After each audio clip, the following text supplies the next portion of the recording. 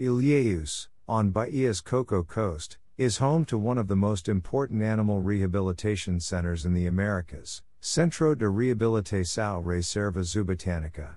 Here's an amazing chance to come up close to these docile animals, with their deeply expressive eyes, slow-motion routines and the Megatherium far up their family tree.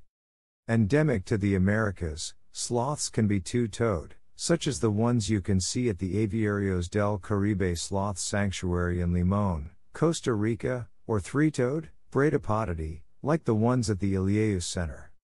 The sanctuary receives animals apprehended from poachers, found and donated by IBAMA, the Brazilian Institute for the Environment and Renewable Natural Resources, the federal police, firefighters and the community.